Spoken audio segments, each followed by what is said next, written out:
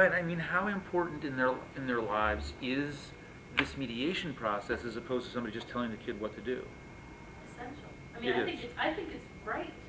I mean, I think any time that you empower children, it's good for them, especially children that have gotten into trouble or that have had these issues. Okay, then let me ask the question differently. If I could. Okay. Tell me. So now I've got a kid who's 12 years old. We put him through mediation, whatever that means. We don't put them through mediation. They just go somewhere and somebody tells them what to do. Tell me what the difference is in now somebody who's 30 years old. What's... I can't do that. Maybe you should ask the therapist. Ask the therapist. Because I think you're hitting home in terms of whether they internalize the message or not.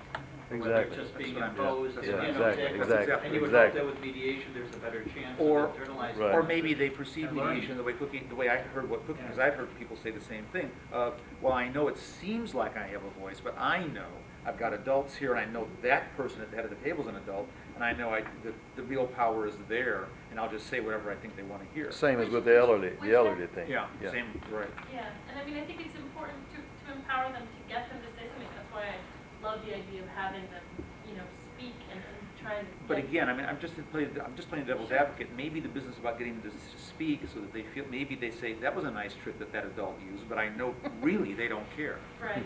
And that's, I guess, well, it's partly if they think you care, but there's this other thing, which is they have to go home with that mom afterwards. And they know better than we'll ever know which things they say are going to be acceptable to her, and they might get it. How to survive. Yeah, so we have to be aware of that, which I think is why it's part of taking care of the kids is also taking care of the parents in this case, especially if you've got young children. Because if the parents can walk out of here feeling heard also, they're going to be better about the kids having it. And I don't know how much of this applies in this. I did a couple of these and I'd like to do more.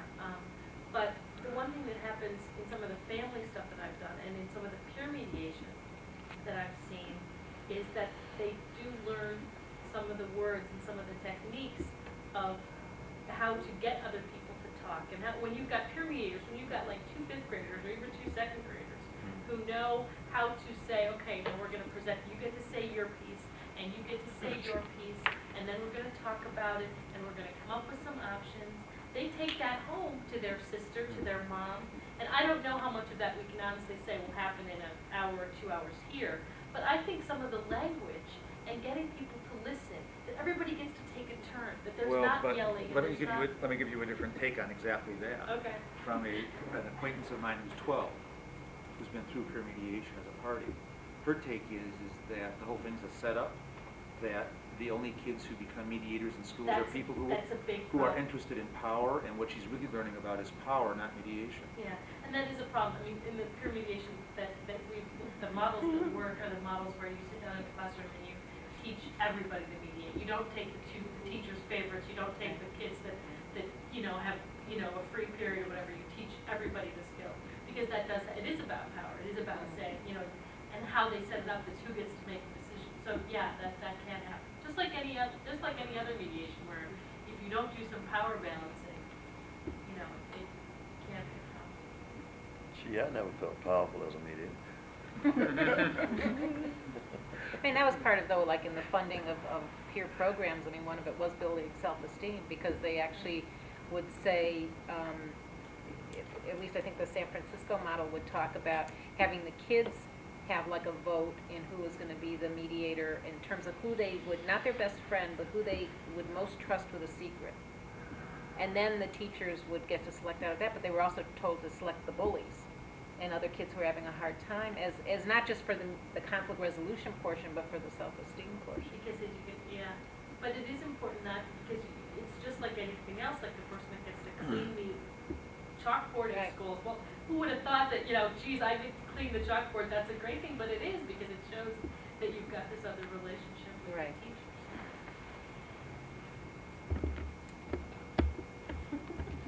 I'm just moving that because I didn't want it on me all night. Okay. So what other ideas do you guys have? I was curious, Carlos, if you would talk, because I've done a number of juvenile cases, but and I know some have involved gang members, but I don't know if I have done an actual, I mean, was this about gang issues? that you were doing? And Yeah, I matter was of fact, curious it what your involved experience all was. females. Matter of fact, I was on the mill at about, I think, 15 to 16 people. Very, very, I'm just curious interesting. what kind of issues they Well, it they was had something in at terms of- school, I think with the girls were, first or second year high school kids. And they got into, two competing sides, beating up, one side beating up the other side, things like that. I mean, were they very open at the mediation that this was not just, oh, our friends and their friends, but this was gang stuff? Or was that more? Well, yeah, not but I something mean, that it was they talked about? somewhat suppressed, but you could tell that they were affiliated, you know, from the standpoint of some of the comments that were made and there were some of the scenarios that were given, you know. So you can pretty much tell that they were accustomed to wearing certain colors or either being affiliated with certain people, you know. So they came to a resolution, but the point simply was is that the parents were very, very cooperative to them. I mean, you had one or two that wanted to dominate, but you know, you have to sort of assert your own powers, you know, take control. But overall, it came out well. It lasted about 4 to 5 hours. Long time. Yeah, yeah. But I think the main point that I tried to make was that I was a person who was trying to give everybody an opportunity to express themselves, you know, and I afforded everybody that opportunity. And then we all eventually established what the significant points were that they wanted to work out. Because no one really wanted to admit that he or she was at fault. So eventually they accepted responsibilities. In other words, not just one side, but all. In other words, the side that asked to complain realized that he or she could have done something different, you know, to keep from precipitating the type of incident.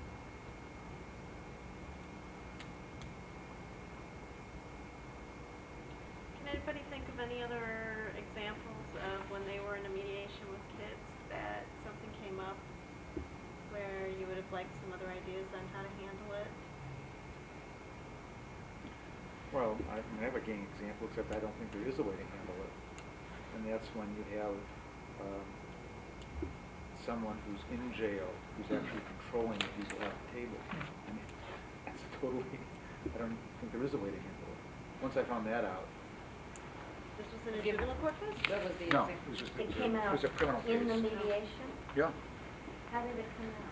It was a long time ago. I think it was about 4 people in a gang who were beating people up in a store. I forget why. And I think they weren't gang protection or something. And so we were talking about, you know, how to handle it, what was in their interest, and basically it turned out that there was a gang leader. He was at that time in state prison, and he controlled not only them but lots of other folks too. And they said, you know, sure, we'll talk about this, but we're not making any decision without him deciding. Well, how can we have that happen? How? Well, I couldn't figure out how to do that. Did you end the mediation? I think I more or less did, because I couldn't. They weren't competent to sign. They were telling me they weren't competent to sign. They were saying anything's fine with them as long as the guy in Statesville signed. But how are we going to do that? We were going to call him, or I mean, normally we would call somebody. But, so I mean, I don't think there is a solution. Load them in the van, go on down there. Well, I mean, I think there probably would. Yeah, right. I think with more resource, if CCR had more resource, you could solve that problem. But you would have to go down to Statesville, and it'd be a mess. Very interesting.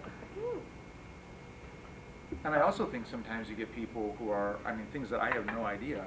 They're all reality testing issues. But, I mean, I've had gang members where people are in there and they say, well, you can't continue to do this unless you're willing to leave the gang. And they say, we left the gang 2 months ago. And then it comes to be that in caucus they tell you about what the gang signals are. And they're so subtle. I mean, I haven't a clue. I mean, like little shadings in the eyebrow and, really little things that I have no concept whatsoever, so you could reality test that, excuse me, but you're playing about your eyebrows, please. I'm not sure.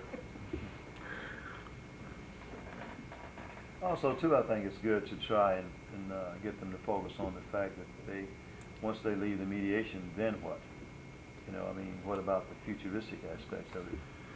They're going to be seeing each other on campus or wherever, and how they're going to relate to one another. I think that's very important, because if you don't, there's a possibility that they might be back another few weeks, So, I mean, I always try to bring that into the picture. That's a big seller, that's how I sell mediation to a lot of people, is the fact that not only are they going to deal with that one incident, but let's talk about how you're going to deal with each other in the future. Exactly. Have you seen many kids coming back? Oh yeah, I've got my kids. I do get them. Mediation If I rugby. notice it, I'll send them back though. But yeah, I do have my mediation regulars. Like the three, I told Oh, you, they you were had seen those. mediation regulars. That's here or somewhere? They're, in the case where we had the kids, the three that she had been talking about before that seemed forgot. somewhat sophisticated, there was a reason for that, because they had been through the game before. They had been at mediation. Forgotten about that. Mm-hmm. So that goes back to Michael's question. What did they learn that wouldn't have happened if somebody just told them what to do?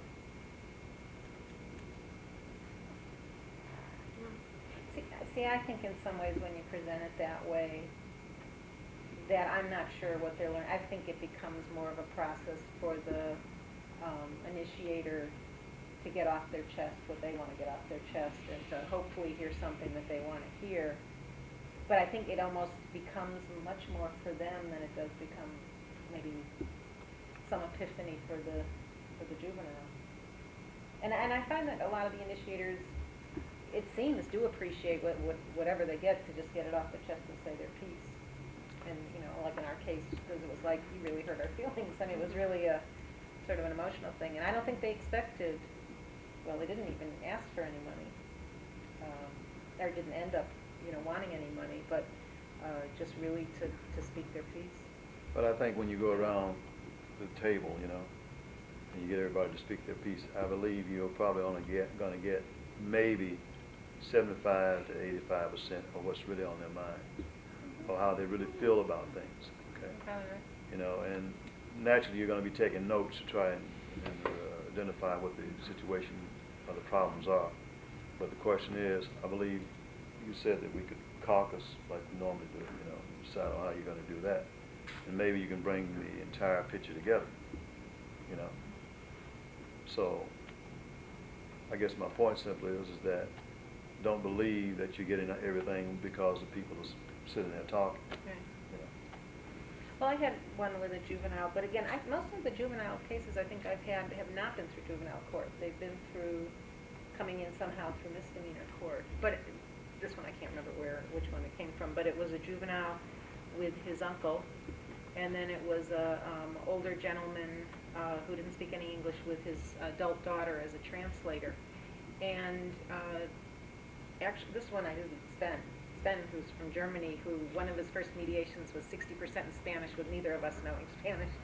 So, but what we could follow was that the uncle spoke a lot about how the child didn't have a father available, and he was, out of the country at the time, and the child was, again, what I find always happens is like the friend I was with did most of this. I was just along for the ride. But basically they talked the whole thing out, and the initiator decided that he was just going to drop the charges. He was fine. It was like he had gotten his explanation. But, we went to caucus, and again, sometimes you're never going to know exactly what motivates. And what happened in caucus when his daughter was translating was he got his explanation, but then he realized from talking that this kid was probably a member of a gang, that he wanted to just drop it because he thought, you know what, he's promising to stay out of my car and away from my house, and I don't want to do anything that's going to get any kind of revenge on me. And it was, to him, that was what was realistic. And so, and I say, reality tested, but he said, no, this is fine. It's just over for now, and deal with it. So I don't know, we probably don't ever find out totally what's motivating them one way or the other. Well, I think also, when a juvenile is confronted by an adult, or by the victim, and has an opportunity to hear how this crime has affected them, I think it gives them a chance to have a human face actually put on this crime. It's not just a garage that's being spray painted, it's this person's property, it's a piece of them. And I think with a lot of crimes the kids don't realize, and you're making a face, but I think that in some cases Yeah. that happens. I'm not saying in all, I'm No, not. no, because we have to take into consideration that some of these kids, they don't have a conscience, up to a point. I'm not saying that there's not something that cannot get their attention, I'm not saying that. But some of these things that we're talking about tonight, they could care less. Some kids, right, Yeah. and Yeah. some adults are the same way. Oh, well, yeah, I'm not being argumentative, so, Uh-huh. okay. But I Right. think part of my concern is that I'm imagining, maybe you could say, that that's much more likely to be the case for a child than an adult. Is that, am I right? Or What's the that? What's that? what Carlos is bringing up, the level of consciousness about whatever Indifference. is liable to be a whole lot less in a kid. That is the whole effect of everything. But is don't going you to- think that a process like this brings more into focus, like what Susie's saying, brings more into focus what's happened than just going into court where they don't understand anything that's going on, where they're either their parents paid somebody to represent them or they've got a PD, and the whole thing, either they get found guilty or they get found innocent and they just walk out the door. Well- What effect does that have on their That little These- This may not have a lot, boy, but that had probably helped. The 9-year-old boy about whom I said this is a very good, he's the one that came the closest to not talking of all of it, because he wasn't gonna say that he did this, I don't think he did. But when it was all over, this boy who was sitting there sort of like this, just beamed at me, when no one was looking, he just beamed at me. So something happened for that kid. And then I mean, I've gotten something like that in a way, the last one I did was, an older adolescent who had, sprayed graffiti on a Park District statue, a monument. So the Park District came and wanted him to pay, and he didn't want to pay because he's saving for college.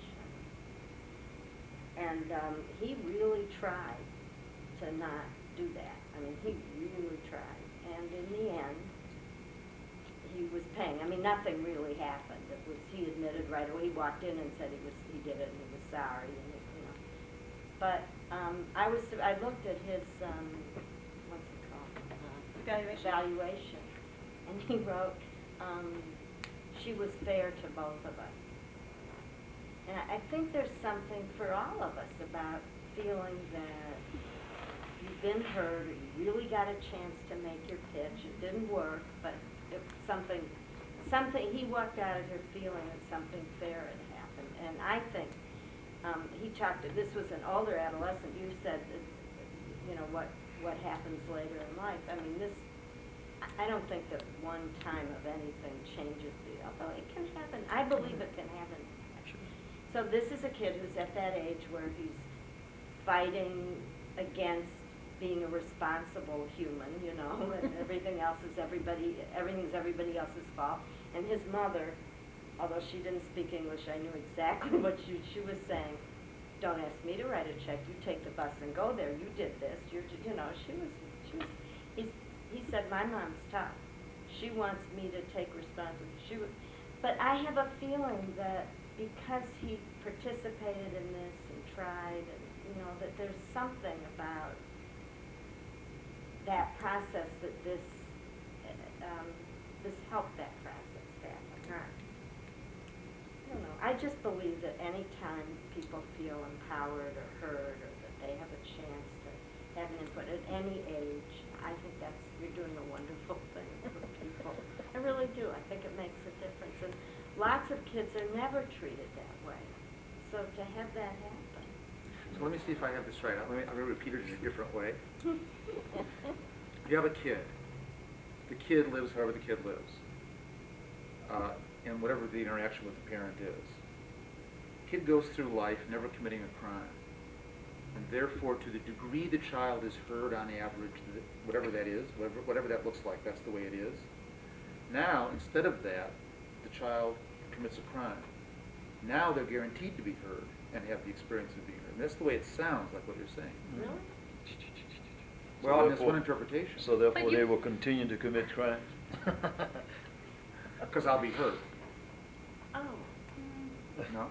But if I they're, hope I but they did may be that. being Did heard you by know their this? parents, and that's not why they're committing the crime. I mean, that's why they don't commit crimes. I mean, there's a whole lot of variables. Of course, yeah. No, I don't want to push the idea. I'm just saying one interpretation of what you said. I can draw the lines that way. But you Or could you also might say, have having something- been heard finally makes me feel I don't have to do He's playing the things to- devil's advocate. Well, I am, Draw because, attention. I mean, I'm afraid of the Doppler effect of bandwagons, if that's what we're really talking about. The what? That what we're really talking about is the Doppler effect of bandwagons, which is, the state of Illinois has, got it, that mediation is coming, that they hear the Doppler effect, and now they apply it to kids, because, it's a bandwagon and they want to be on it. It's got nothing to do with whether it helps kids or not. Well, it saves them money.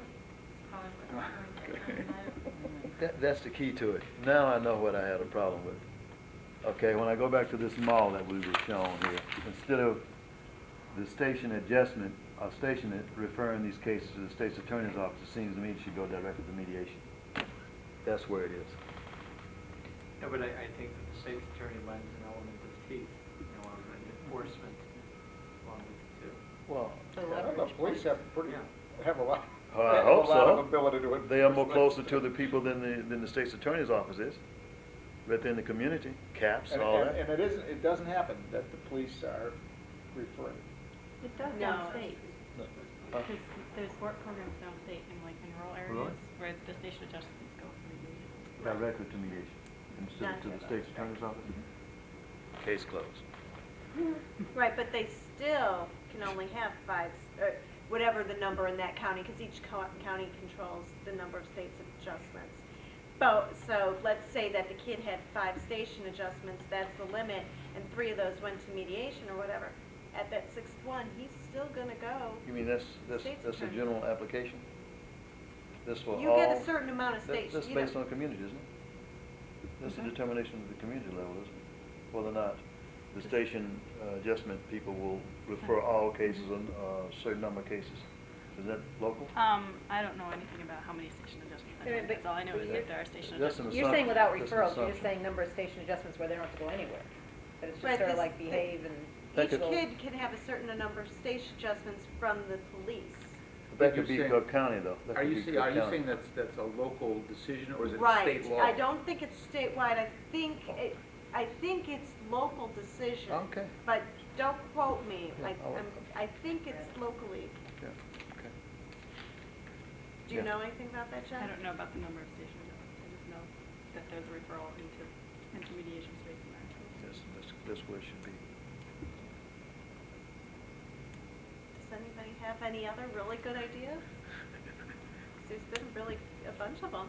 Well, I just wanna, I just isn't a good idea, but I want to respond to it, like I said, if I understood what you were saying. I think that what I was talking about people being heard, applies, I'm not saying that just about mediation. I mean, I think No, I it's true understand. about all things. No, I'm just saying, since, School. sure, I'm just saying, but in this specific situation where we have a state law and we are operating to some extent to try and help that, help that go forward, and in what we've done in the past, I'm only saying that if we just take what you said, which may be unfair to do this, that one interpretation that would not be inconsistent with what you said would be what I That said. it's positive reinforcement for committing, or it's positive reinforcement for saying what you think to somebody, Yeah. if a mother can see that. Yeah, I'm just saying they're both consistent with Right, what. okay, yeah. I see what you're saying. I'm in trouble. No, I wouldn't. Not with anything I said, you wouldn't want to go. Sometimes I.